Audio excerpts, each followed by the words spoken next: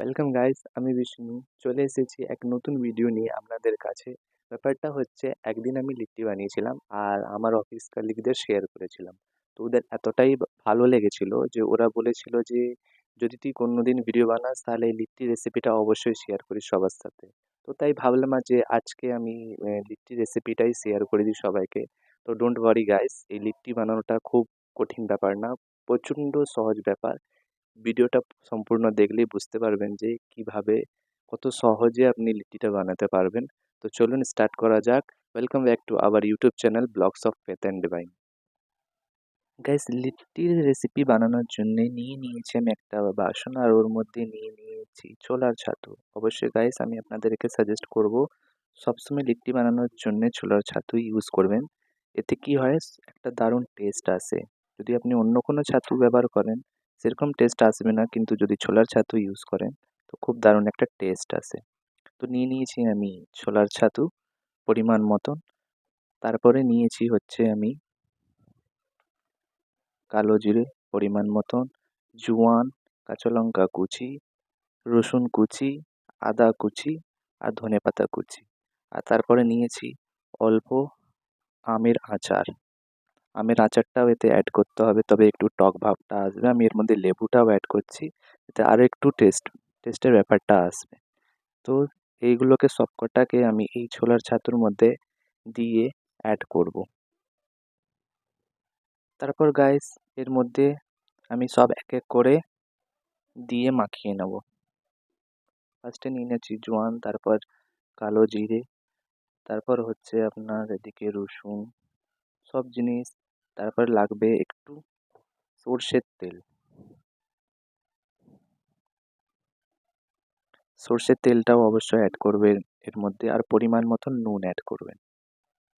সবকটা দিয়ে ভালো করে এটাকে আমি এবার ভালো করে মাখিয়ে নিয়েছি সবকটা উপকরণ দিয়ে। এর মধ্যে এবার আমি লাস্টে অ্যাড করব হচ্ছে জলজিরা। জলজিরা অ্যাড করলে একটা দারুণ ফ্লেভার জলজিরার আর একটা দারুণ টেস্ট আসে। তো এর মধ্যে আমি অ্যাড করলাম হচ্ছে জলজিরা। তারপরে এটাকে আবার মাখিয়ে নেব। তারপরে গাইস, আমি এদিকে আটাকে আগেই মেখে রেখে নিয়েছিলাম। এটা দেখুন, এখন এটা ফুলে গেছে একটু। অনেক আগে আমি আটা এটাকে হালকা সয়াবিন অয়েল দিয়ে এটাকে মোয়ান দিয়ে মেখে রেখেছিলাম। এবার এগুলোকে সব লেচিতে পরিণত করে দেবো। গাইস, এরকম করে লেচি কেটে নিয়ে তারপরে আমি এরকমভাবে লেচিগুলোকে ডোগুলোকে এরকমভাবে পাকিয়ে নেবো। নিয়ে তারপর এই যে আমি ছাতুর যে পুরটা বানিয়ে রেখেছি, এবার এইগুলোকে আমি এর মধ্যে অল্প অল্প করে অ্যাড করব।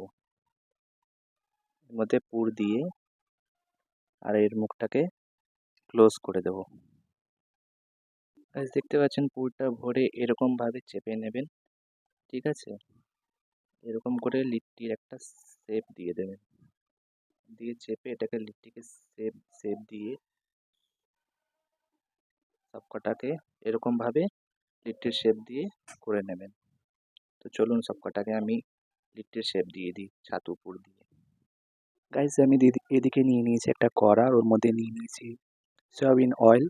ততক্ষণ এটা গরম হওয়া অবধি দেখতে পাচ্ছেন আমি এই সমস্ত লেচিগুলোকে পুর দিয়ে ভরে, ছাতুর পুর ভরে দিয়ে এরকম রেডি করে নিয়েছি। এবার হচ্ছে পালা এগুলোকে ফ্রাই করার। তো এক এক করে আমি এর মধ্যে এগুলোকে ফ্রাই করব।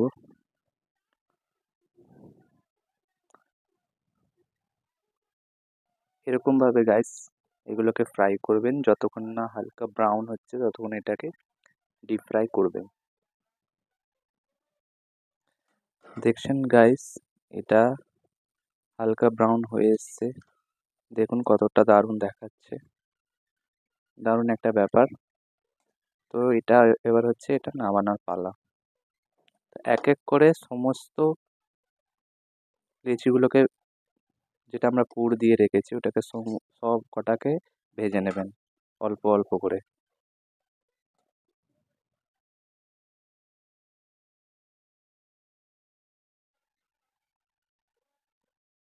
তো ফাইনালি গাইস রেডি করে দিয়েছি আমি, দেখতেই পাচ্ছেন ডেকোরেট করে দিয়েছি লিট্টি আর বেগুনের ভর্তা। বেগুনের ভর্তার রেসিপিটাও যদি আপনি জানতে চান অবশ্যই আমি এই ভিডিওটাকেও আপনাদের কাছে শেয়ার করব। তো দেখতে পাচ্ছেন এখন কত সুন্দর দেখাচ্ছে আর কত ডিলিশিয়াস দেখাচ্ছে এই লিট্টি আর বেগুনের ভর্তা। তো আপনি অবশ্যই ঘরে একবার ট্রাই করে দেখবেন। খুব সহজ পদ্ধতি। দেখলেন গাইস কত সহজ পদ্ধতিতে এটা বানানো হলো। তো আপনি চাপ নেবেন না, খুব সহজ পদ্ধতিতে এটা বানিয়ে ফেলবেন আর খুবই ক্রিস্পি আর খুব টেস্টি হয়। তো একবার একটু ঘরে ট্রাই করে দেখবেন। তো আর কেমন হয়েছে কমেন্ট বক্সে অবশ্যই জানাবেন। তো চলুন দেখা হচ্ছে পরবর্তী ভিডিওতে। গাইস আপনাদের কাছে আমার একটা রিকোয়েস্ট রইলো, যদি আপনি আমার ভিডিওতে নতুন হয়ে থাকেন তো প্লিজ আমার চ্যানেলটাকে সাবস্ক্রাইব করে দেবেন আর পাশে থাকা বেল আইকনটাকেও প্রেস করে দেবেন, যাতে আমার সমস্ত ভিডিওর নোটিফিকেশন সবার আগে আপনার কাছে পৌঁছে যাবে। তো গাইস চলুন দেখা হচ্ছে পরের ভিডিওতে। টাটা।